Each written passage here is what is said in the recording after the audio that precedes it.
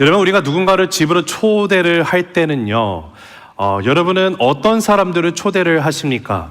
혹시 한 번도 만난 적이 없는 모르는 사람을 불청객을 초대를 하십니까? 아니면 집으로 초대한다는 것은 내가 잘 아는 지인, 아니면 친척, 또는 교회 안에서 함께 그리스도 안에서 형제 자매된 성도들을 초대하십니까? 여러분, 방문은 어떻습니까? 여러분, 누군가가 나를 초대했을 때 그 초청에 응한다라는 것은요, 내가 이 사람에 대해서 아는 어떤 지식도 없고 전혀 만난 적이 없는 사람이 나를 초대했을 때 그 초대 자리에 응하고 가십니까? 아니면 내가 잘 아는 사람의 초청에 내가 반응을 하고 나아갑니까? 아마도 여기 질문에 대한 답은요, 우리는 잘 아는 사람을 초대합니다. 우리는 나를 잘 아는 사람, 나의 친구, 나의 지인이 나를 초대했을 때 그 초청 가운데 응하고 나아가는 것이 당연한 일일 것입니다. 그런데 오늘 말씀을 보면 베드로와 고넬료의 그 만남이 이제 이루어지는 이 장면을 보게 되는데요. 이 둘은 만날래야 만날 수 없는 그 가능성이 전혀 안 보이는 희박한 그런 만남이었음을 우리가 보게 됩니다.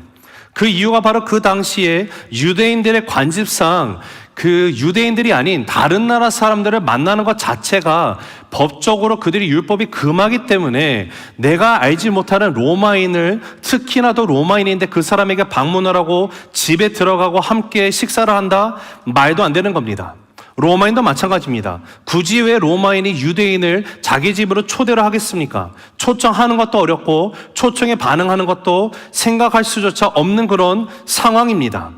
그런 그 둘이 만나게 된 것은 분명히 하나님의 강권적인 계획함이 있으셨고, 하나님께서 그들에게 동시에 환상으로 나타나셔서 한 사람에게는 네가 이곳에 가서 베드로를 초청하라 하고, 또 베드로에게는 또 하나님이 나타나서 이 초청하는 응답이 왔을 때 너는 거기에 반응하고 예스로 가라 라고 하셨던 하나님의 계획이 있으시고 섭리가 있었기 때문에 그들은 하나님의 그 말씀 가운데 순종하고 감으로 오늘 이 만남이 이루어졌음을 우리가 알게 됩니다.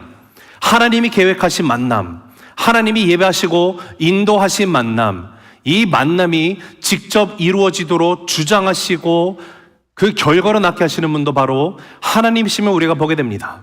여러분, 오늘 말씀을 보면 정확한 사실은 베드로도 분명히 고넬료 집에 다다르게 됐는데 자기가 도대체 여기 왜 왔는지 그 영문조차 모르고 있음을 우리가 보게 됩니다. 자, 우리 한번 28절 29절 읽어보실까요? 시작. 이르되 유대인으로서 이방인과 교제하며 가까이 하는 것이 위법인 줄은 너희도 알거니와 하나님께서 내게 지시하사 아무도 속되다 하거나 깨끗하지 않다 하지 말라 하시기로 부름을 사양하지 아니하고 왔노라. 묻노니 무슨 일로 나를 불렀느냐? 지금 베드로가 대뜸 와서 지금 고넬료가 하는 질문이 뭡니까? 나를 왜 불렀습니까? 라고 질문을 하고 있어요. 즉, 내가 지금 여기 와 있는지 왜 왔는지 영문도 모르니까 그 이유를 좀 나한테 알려주세요 라고 말하고 있는 베드로입니다. 근데 지금 그뿐인가요? 지금 베드로가 나를 왜 불렀습니까? 라는 질문을 하기 전에 바로 앞에 고넬료 집에 오는 것 자체가 불법이라고 말을 하고 있습니다. 여러분, 우리가 여기서 한번 생각해 봐야 되는 것이 베드로가 이렇게 말하는 것이 되게 무례한 발언일 수 있어요. 왜냐하면 지금 고넬료만 있는 것이 아니라 고넬료의 집에는요, 고넬료 가족이 있습니다. 친척들이 모여 있습니다. 친한 친구들, 지인들이 싹 다 와 있어요. 다 로마인입니다. 그런 로마인들 앞에서 베드로가 하는 말이 지금 당신네들이 내가 유대인이 당신 로마인들과 함께하는 것이 이게 불법이라는 거 모르고 있습니까? 이 말을 하고 있어요. 근데 더 놀라운 사실은 이 사실을 고넬료도 알고 있다라는 거예요. 유대인이 이방인과 교제하는 거 일어날 수 없어요. 이방인과 가까이 하는 거 일어날 수 없어요. 이방인과 같이 밥 먹는 거 생각조차 할 수 없어요. 불가능한 일입니다. 그럼에도 불구하고 지금 베드로는요, 자기의 전통과 율법에 얽매이지 않고 살아계신 하나님의 그 성령 하나님의 음성을 듣는 순간 그는 율법과 전통을 깨트리고 넘어서서 하나님의 말씀에 순종했다라는 거예요. 그래서 지금 고넬료 집에 오게 된 건데 아직도 자기가 왜 왔는지는 알 수 없어요. 고넬료는 어떨까요? 자, 우리 33절 한번 읽어봅니다. 시작. 내가 곧 당신에게 사람을 보냈는데 오셨으니 잘하였나이다. 이제 우리는 주께서 당신에게 명하신 모든 것을 듣고자 하여 다 하나님 앞에 있나이다. 지금 고넬료도요, 하나님이 기도 가운데 천사를 보내시고 환상을 통해서 비전을 주셨어요. 베드로 데려오라는 음성 듣고 거기에 그냥 순종했는데 도대체 정확하게 뭐를 들어야 되는지도 모르고 있어요. 오히려 베드로에게 자, 우리 준비됐으니까 말씀해 주세요라고 하고 있어요. 베드로는 뭐를 말할지도 모르고 있는 상황이에요. 전혀 몰라요. 그런데 고넬료도 정확히 왜 베드로가 왔는지 모르고 하나님이 주시고자 하는 말씀이 무엇인지 모르고 있어요. 하지만 동일한 것은 고넬료도 그냥 말씀 가운데 순종했다예요.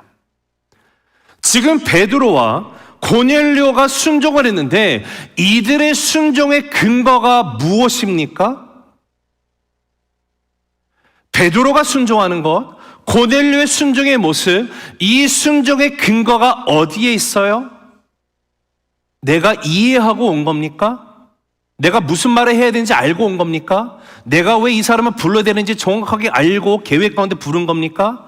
아니요. 그들의 순종의 근거는 딱 하나예요. 하나님의 말씀에 명령이 있었기 때문이에요.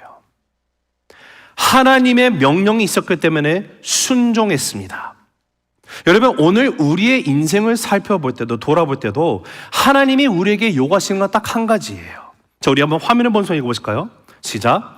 하나님이 우리에게 바라시는 것은 오직 믿음입니다. 믿음은 하나님의 말씀에 순종하는 것입니다. 믿음의 순종이 모일 때 하나님의 역사가 일어납니다. 다시 읽습니다. 시작. 하나님이 우리에게 바라시는 것은 오직 믿음입니다. 믿음은 하나님의 말씀에 순종하는 것입니다. 믿음의 순종이 모일 때 하나님의 역사가 일어납니다. 그렇습니다. 하나님의 역사는요, 하나님의 말씀에 순종하는 그 믿음이 있을 때 주어지게 되어 있어요. 오늘 그 사실을 또한 우리에게 다시 한번 알려주는 것이 바로 베드로와 고넬료의 만남입니다.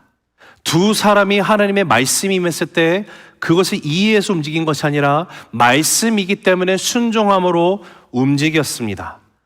그럴 때 하나님의 역사가 오늘 우리가 살펴보는 이 고넬료와 베드로의 만남, 그리고 다음 주에 두 번에 걸쳐서 볼 텐데 이를 통해서 하나님이 이루시고자 하셨던 그 복음이 땅끝까지 들어가는 것에 있어서는 로마 제국에도 로마인에게도 복음이 들어가게 된다는 사실을, 그 역사를 우리가 보게 됩니다.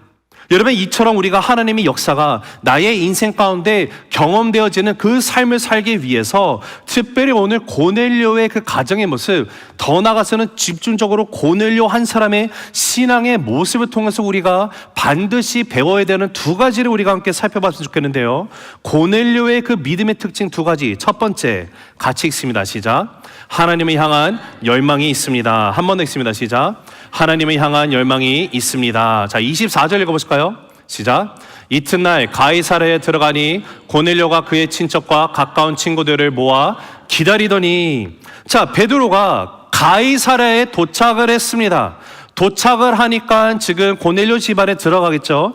들어가는데 베드로가 문을 열지는 않았겠죠. 백부장이니까 많은 노예들이 있습니다. 하인들이 있어요. 문을 열어줬어요. 베드로가 들어갑니다. 베드로가 입장하자마자 눈앞에 보이는 것이 무엇이죠? 고넬료 한 사람만 있는 것이 아니라 고넬료와 가족들, 친척들, 친구들이 다 모여 있어요. 여러분, 지금 고넬료가 왜 이렇게 일을 벌려놨을까요? 여러분, 한번 묵상해 봅시다. 지금 고넬료는 기도 가운데 하나님이 요바에 있는 베드로를 초청해 오라라는 그 비전, 음성을 주신 것이었어요. 근데 놀라운 사실이 뭐였다고요? 고넬료는 거기서 주저하지 않고 자신의 부하 3명을, 그 하인 2명과 부하 1사람을 이 상황을 얘기하고 한치의 의심도 없이 즉시로 베드로를 데려오라고 요바로 보냈다라는 거예요. 자, 오늘 말씀을 보면 가이사랴가 비전을 받고 난 후에 3일 후에 나흘째 되는 날에 베드로가 지금 자기 집에 종들과 함께 도달했음을 우리가 알게 됩니다. 자, 그런데 베드로가 고넬료 집에 들어갔더니 누가 있다고요? 수많은 인파가 몰려 있어요. 왜 여기 와 있을까요? 고넬료가 지금 다 일일이 연락을 해가지고 오라고 했거든요. 자, 여기서 한번 생각해 볼게요. 여러분 지금 고넬료는 베드로가 올 거라는 것을 장담할 수 있는 상황입니까? 아니면 못합니까? 만약에 여러분이 고넬료라고 하면 지금 부하들을 보내긴 보냈는데 베드로가 온다는 거 정말 확신할 수 있으세요? 무슨 말이냐면요, 고넬료는 자신의 초청에 베드로가 응할지 안 할지 모르는 상황이에요. 그저 하나님의 말씀 주니까 거기에 순종을 하고 거기에 더 나아가가지고 지금 어떻게 말하면 일을 벌렸다고 말할 수 있는데 사람들을 모아놨어요. 자, 오늘날처럼 예를 들어서 전화기가 있는 상황 시대도 아니잖아요. 요즘엔 어떻게 합니까? 누구를 초청해서 어디쯤 오는지 야 어떻게 만났어? 알아보려면 어떻게 해요? 카톡 보내면 돼요. 카톡 보내고 안 되면 답답하면 전화를 하고, 그러면 부하들도 백부장님 지금 우리가 가고 있는데요, 저 요빠 도착을 했거든요. 근데 이게 좀 시간이 걸릴 것 같아요. 왜냐면 이 시몬 이 무두장이가 어디 있는지 생각보다 사람이 잘 모르는 것 같아요. 무두장이 시몬의 집을 찾았다라는 장담을 할 수 있습니까? 자, 찾았다고 칠게요. 그러면 찾았으면 거기 지금 베드로가 있어야 되는데 어떻게 합니까? 혹시 베드로가 딴 데 나가 있었을지도. 베드로를 만났다는 것을 이가 알 수 있어요? 알 수 있는 길이 아무것도 없어요. 설령 베드로를 만났다 할지라도 지금 부하들이 가서 초청을 하는데 베드로가 그 초청에 응할는지는 고넬료가 알 수 있는 길은 없어요. 연락을 받을 수가 없잖아요. 여러분 지금 요바에서 가이사랴가 예를 들어서 베드로님 지금 우리 수완이 세세맥교 있는데 지금 우리 그 백부장이 옆에 둘러서 있거든요. 한 10분이면 가니까 뭐 걸어서 한 메이비 1시간 칠게요. 1시간 걸어서 갈 수 있는 거리니까 좀 같이 가주세요. 이 상황이 아니에요. 왜냐면 요바에서 가이사랴까지는 50km 아니면 약 31마일 정도 되는 거리고요. 쉬지 않고 걸어가도 10시간입니다. 가까운 거리도 아니고 먼 거리를 가자고 하는데, 더군다나 지금 유대인이고 로마인이 와서 오자고 하는데 법적으로 율법적으로 자신들을 만나고 이렇게 같이 상종하는 자체가 불법인데, 그런 상황에서 베드로가 온다는 것을 장담할 수 있는 것은 어디서도 저는 볼 수가 없어요. 그럼에도 불구하고 지금 고넬료는 사람들을 모았다라는 거예요. 모았는데 기다림이 있어요. 여기 24절에 보면 가장 중요한 단어가 기다리더니입니다. 이 기다리더니라는 단어의 헬라어가 프로스토콘이라는 단어가 쓰여요. 근데 이 프로스토콘이 무엇이냐면 합성어예요. 무엇을 향하여서 나의 마음의 간절함을 가지고 진정으로 갈망한다라는 뜻을 갖고 있는 것이 프로스토콘이에요. 베드로가 우리 집에 오는 것을 향해서 내가 지금 간절한 마음으로 기다리고 있는 거예요. 그런데 베드로가 왜 이를 기다리는가? 하나님이 주신 말씀이 있기 때문에 이것을 내가 간절함으로 갈망하고 있는 상태를 가리키는 것이 기다리더니예요. 근데 그냥 기다린 것이 아니라 기도 중에 비전 가운데 하나님께서 나에게 주시는 그 말씀을 내가 받게 된다라는 그 기대감으로 갈망함이 있으니까, 그리고 이것을 나 혼자 받기는 너무도 아까우니까 지금 주변에 자신이 아는 모든 지인들을 부른 거예요. 친척들도 부르고 친한 친구들 다 불러가지고 와 있는 것. 여러분 이것이 지금 고넬료의 마음이 투영되어 있는, 자신이 사랑한 자를 초청하여 함께 프로스토곤 하고자 하는 마음이에요. 하나님을 향한 열망이 있어요. 이 고넬료의 이런 마음을 잘 표현한 시편의 한 시가 있습니다. 그것이 시편 42편 1절 2절이에요. 같이 읽어볼까요? 시작. 하나님이여 사슴이 시냇물을 찾기에 갈급한 같이 내 영혼이 주를 찾기에 갈급하니이다. 내 영혼이 하나님 곧 살아계시는 하나님을 갈망하라니 내가 어느 때에 나가서 하나님의 얼굴을 배울까. 여러분 지금 시편 42편은요 고라자손들이 쓴 시라고 나와 있어요. 근데 지금 이 시편 기자가 뭐 어떤 고백을 합니까? 자신이 하나님을 얼마나 갈망하는지를 표현하고자 찾았던 것이 사슴이 시냇가를 찾기 위해서 갈급한 그 모습을 통해서 지금 표현을 하고 있습니다. 자, 여러분 우리가 아는 것처럼 생명이라는 것은요 절대로 없어서는 안 되는 두 가지 중요한 기본적인 요소가 있어요. 첫째는 산소죠. 두 번째는 뭘까요? 물이에요. 산소와 물이 없으면 생명은 존재할 수가 없습니다. 근데 그 구글을 찾아보니까 산소와 물을 정말 아주 적은 양만 있어도 생존할 수 있는 아주 극소수의 생명체가 있다고는 하더라고요. 박테리아 같은 것들. 근데 그것 떠나서 일단은 사람 아니면 사슴 이런 동물들은요, 산소와 물이 없으면 안 됩니다. 여러분, 우리가 음식을 안 먹더라도요, 물을 마시면 그래도 일주일, 열흘, 한 달 살 수 있잖아요. 근데 지금 이 시편 기자가 사는 이 환경을 생각해 보면요, 고대 근동 지역의 사막이에요. 광야입니다. 여러분, 광야에 건기가 들면은요, 모든 물이 다 증발하고 물을 찾을 수가 없는 상황이에요. 지금 그런 건기 가운데 사슴이 시냇물을 찾기 위해서 아무리 갈급함으로 다니지만 물을 찾지 못하는 그 모습을 통해 가지고 시편 기자가 하나님을 찾는 나의 마음의 심정을 표현한 시가 시편 42편이에요.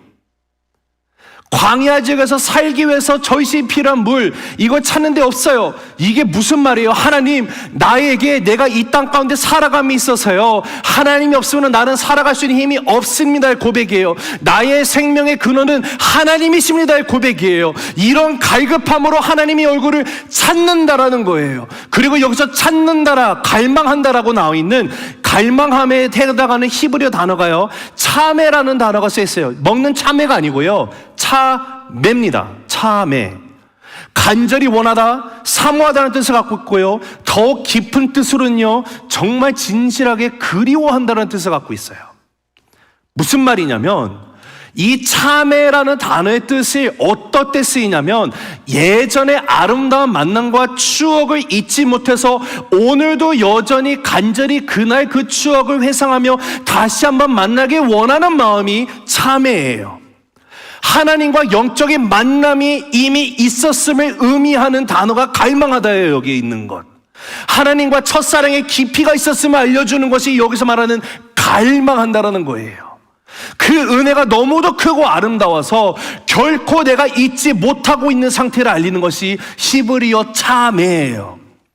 하나님을 내가 이미 만났기 때문에, 그 은혜를 내가 체험했기 때문에 다시 원하게 되는 거예요. 한 번도 경험한 적이 없는 사람은 참회를 외칠 수가 없는 거예요.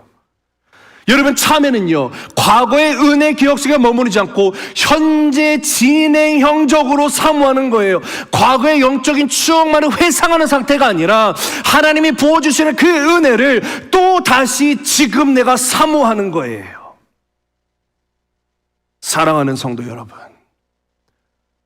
오늘 하나님을 예배하는 이 자리 가운데 하나님의 말씀을 받기 위해서 예배 자리에 오실 때 여러분은 어떠한 마음으로 이곳에 오셨습니까?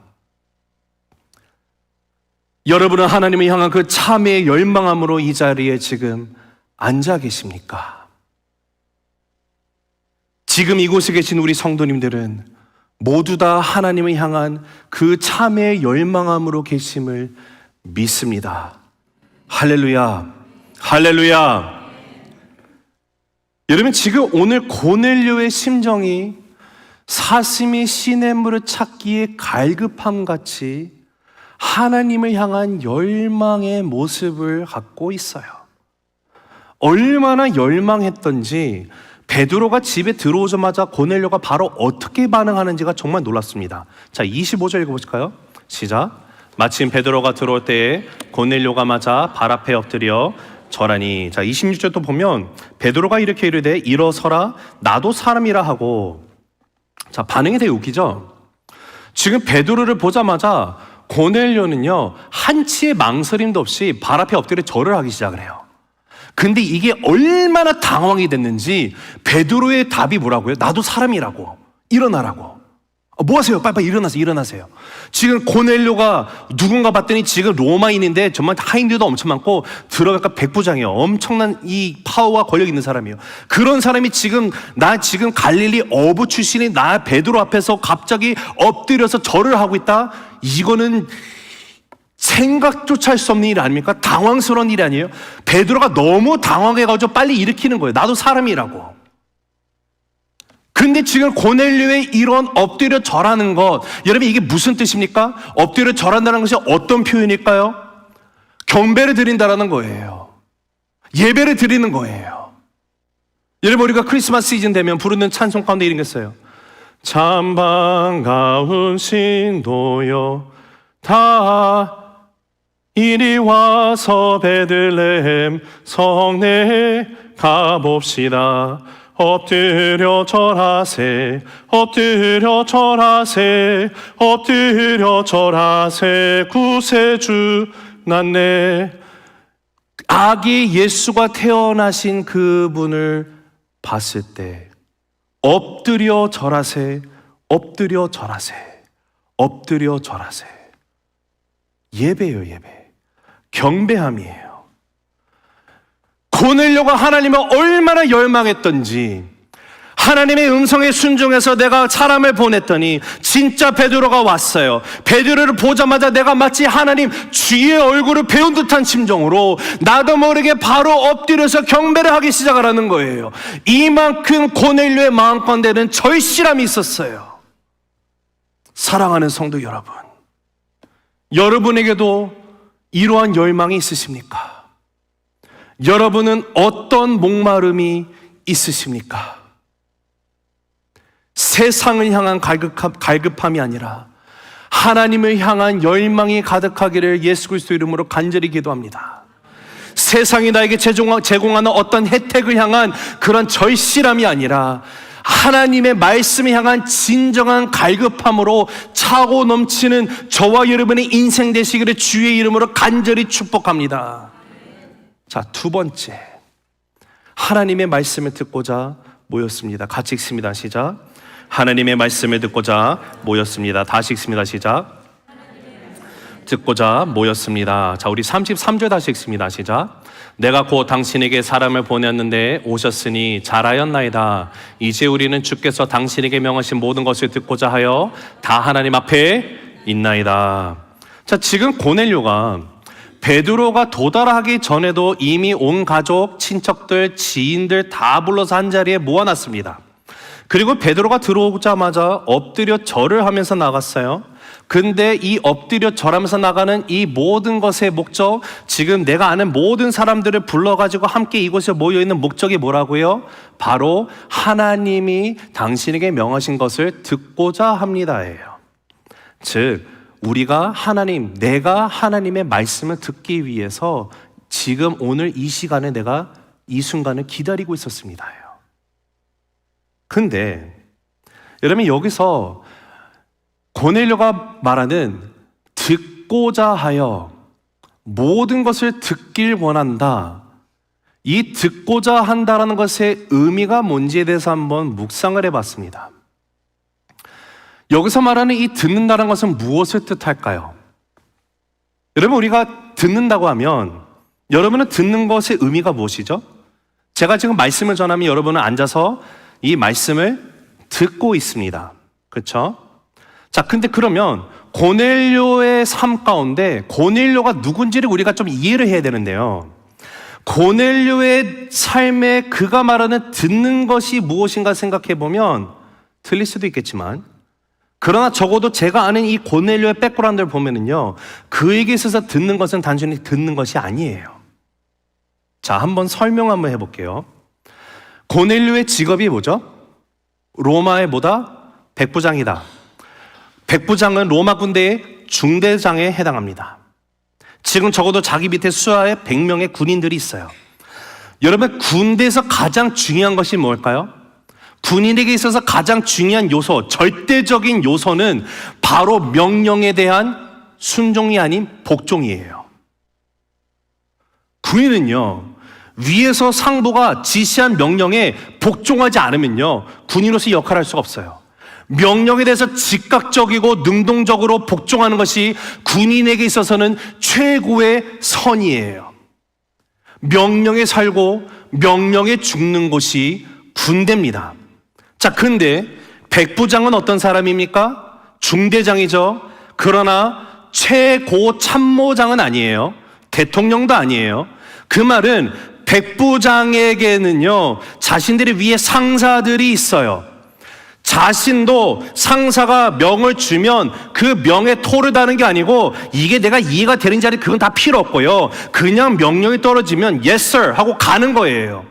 실행에 옮기는 거예요.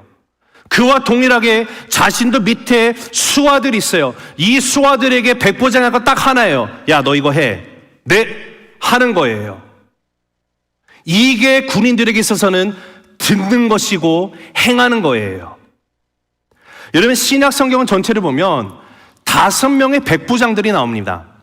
총 5명에 대한 백부장에 대해서 얘기가 나왔는데, 마태복음과 누가복음을 보면 가버나움 지역에 있는 백부장의 이야기가 또 나와요.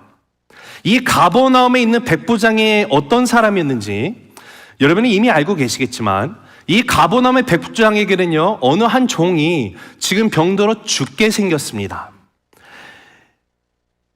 마태는요, 이것을 중풍병이라고 얘기를 해놨고, 누가는요, 병에 걸렸는데 지금 죽을 지경이라고 말을 해놨어요.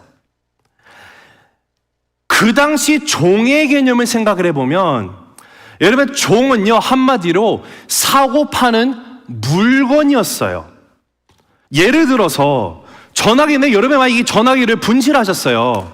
분실하면 어떻게 합니까? 못 찾아요. 그러면 새로 하나 또 사잖아요. 그 당시 종도 마찬가지예요. 내가 데리고 있는 종 가운데 누가 병들었어요? 죽었잖아요. 그러면 야, 한 명 더 데려와 사와. 이러면 끝이에요. 얼마든지 언제든지 손쉽게 리플레이스 될 수 있는 것이 종들이었어요.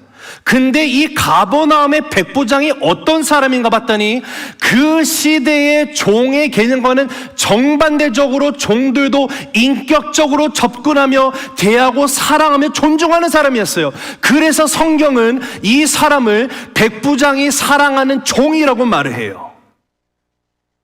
백부장이 사랑하는 종이 있었대요. 이 종을 하나의 인격체로 사람으로 대했다라는 거예요. 그 당시 로마인의 노예관과는 완전히 다른.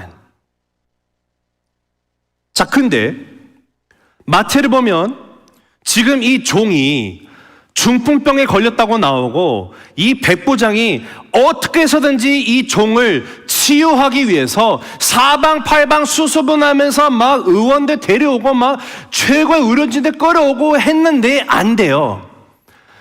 그러다가 끝까지 포기하지 않고 있다가 예수님에 대한 소문을 듣게 돼요, 이가. 그래서 그가 어떻게 하는가? 자, 누가복음 7장 2절에서 5절 한번 읽어보겠습니다. 시작. 어떤 백부장의 사랑하는 종이 병들어 죽게 되었더니 예수의 소문을 듣고 유대인의 장로 몇 사람을 예수께 보내오셔서 그 종을 구해주시기를 청한지라. 이에 그들이 예수께 나와 간절히 구하여 이르되 이 일을 하시는 것이 이 사람에게는 마땅하니이다. 그가 우리 민족을 사랑하고 또한 우리를 위하여 회당을 지었나이다 하니. 지금 백부장이 사랑하는 종을 살리기 위해서 막 노력해도 안 되다가 예수님의 소문을 듣자마자 어떻게 합니까? 백부장이 어떻게 해요? 자기가 알고 있는 모든 인맥을 동원하는 거예요. 모든 인맥을 동원해가지고 유대인의 장로 몇을 찾아가가지고 제발 예수님 좀 만나서 내 상황 좀 설명해주고 내 종이 낫기 위해서는 예수님 오셔야 된다고 좀 설득해 줄 수 있겠냐고. 그랬더니 또 그 장로들이 예수님 찾아갔습니다. 찾아가서 하는 말이 뭐예요? 자, 예수께 나와서 간절히 구하여 이르기를 이 일을 하시는 것이 이 사람에게는 마땅합니다, 합당합니다. 왜 이렇게 표현을 부여 설명을 할까요? 부연 설명을. 왜냐하면 법적으로요, 유대인들이 로마인과 함께 상종하는 거 금지되어 있잖아요. 불법이에요. 그런데도 지금 이 유대 장로들은 적어도 가버나움의 백부장은 그렇게 해줘야 된다는 거예요. 왜냐? 이 사람은 진실로 자신 밑에 있는 사람들 정말 사랑해요. 사람으로 대해줘요. 그뿐만이 아니라 지금 유대인들도 너무도 사랑해주고, 그뿐만 아니라 자신들을 위해서 회당을 지어주는 너무도 선한 사람이기 때문에 예수님 제발 이 사람을 와서 만나달라는 거예요. 그랬더니 예수님이 백부장의 집으로 옵니다. 근데 예수님이 백부장의 집에 도달하기 전에 가까이 갔는데, 그때 이 가버나움의 백부장이 또다시 사람을 보내는 이야기가 나오는데요. 자, 우리 6절에서 10절 읽어봅니다. 시작. 예수께서 함께 가시세 이에 그 집이 멀지 아니하여 백부장이 벗들을 보내어 이르되 주여 수고하시지 마옵소서 내 집에 들어오심을 나는 감당하지 못하겠나이다. 그러므로 내가 주께 나아가게도 감당하지 못할 줄을 알았나이다. 말씀만 하사 내 하인을 낫게 하소서. 나도 남의 수하에 든 사람이요 내 아래도 병사가 있으니 이더러 가라 하면 가고 저더러 오라 하면 오고 내 종도로 이것을 하라 하면 하나이다. 예수께서 들으시고 그를 놀랍게 여겨 돌이키사 따르는 무리들에게 이르시되 내가 너에게 이르노니 이스라엘 중에서도 이만한 믿음을 만나보지 못하였노라 하시더라. 보냈던 사람들이 집으로 돌아가매 봄에 종이 이미 나 있었더라. 주님, 내 집에 들어오는 거를 나는 감당할 수 없습니다. 들어오지 않으셔도 됩니다. 나는 주님 앞에 설 자격도 없는 자이기 때문에 감히 내가 주님 앞에 나아가지도 못합니다.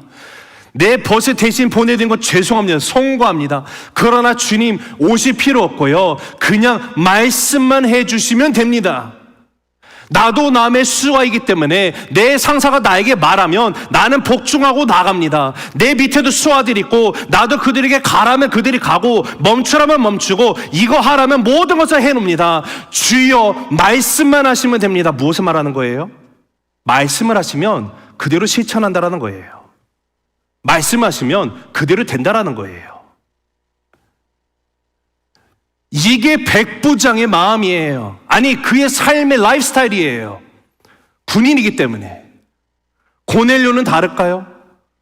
고넬료도 백부장이에요. 고넬료는요 지금 말하는 것이 예수님 그냥 말해 주시면 내가 듣고 아 정말 좋은 말이야 여기다 적어놓고요 액자 만들었고 내가 그 사람이 모시게 이게 아니에요. 주님 내가 듣고자 하여는 오늘도 좋은 말씀을 그냥 듣겠습니다의 표현이 아니에요. 하나님이 나에게 주시는 그 말씀을 내가 듣고 말씀대로 살아가겠습니다의 고백임을 믿으시기 바랍니다. 말씀을 향한 순종의 고백이 내가 듣고자 하여예요. 그저 매 주일마다 예배 가운데서 좋은 말씀 듣는 게 아니에요. 행동으로 실천하는 거예요. 그것이 내가 듣고자 하여예요. 여러분 오늘날 우리가 살아가는 이 시대를 이미 설교의 홍수 시대라고 부르지 않습니까? 너무도 많은 설교들이 있어요. 그게 문제가 되는 건 아니에요. 근데 분별 없이 들으면 큰 문제가 되죠. 근데 좋은 말씀들 골라 듣는 거 여러분 많이 들으시기 바랍니다. 그러나 많이 듣는 것 또한 문제가 돼요. 왜 그런지 아세요?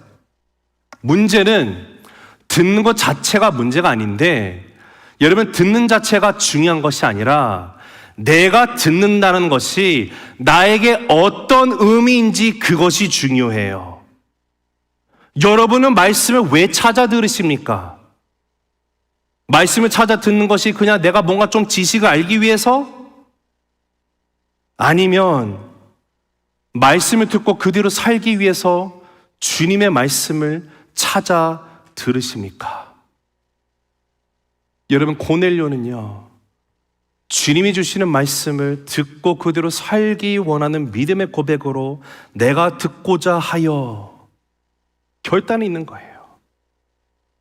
우리 사랑하는 새생명 성도 여러분, 여러분에게 있어서 말씀을 듣는다는 것은 무엇을 의미합니까? 우리 야고보서 1장 22절에서 25절 말씀 읽고 말씀을 마치도록 하겠습니다. 시작. 너희는 말씀을 행하는 자가 되고 듣기만 하여 자신을 속이는 자가 되지 말라. 누구든지 말씀을 듣고 행하지 아니하면 그는 거울로 자기의 생긴 얼굴을 보는 사람과 같아서 제 자신을 보고 가서 그 모습이 어떠했는지를 곧 잊어버리거니와 자유롭게 하는 온전한 율법을 들여다보고 있는 자는 듣고 잊어버리는 자가 아니요 실천하는 자니 이 사람은 그 행하는 일에 복을 받으리라. 하나님의 말씀입니다. 말씀을 행하는 자가 되라. 듣기만 함으로 네 자신을 속이는 자가 되지 마라. 여러분 이런 묵상을 해봤어요. 하나님께서 이 세상에 있는 모든 교회들이 주일날 모여서 하나님을 예배하면서 나갑니다. 하나님이 받으시기에 합당한 예배를 온전히 드려야 되는데 하나님의 말씀이 또한 선포가 됩니다. 하나님의 말씀을 듣기는 듣는데 수많은 크리스찬들이 매 주일마다 매 예배 때마다 하나님의 말씀을 듣고 나아가는데 듣고 아무것도 하지 않는 수많은 크리스찬들,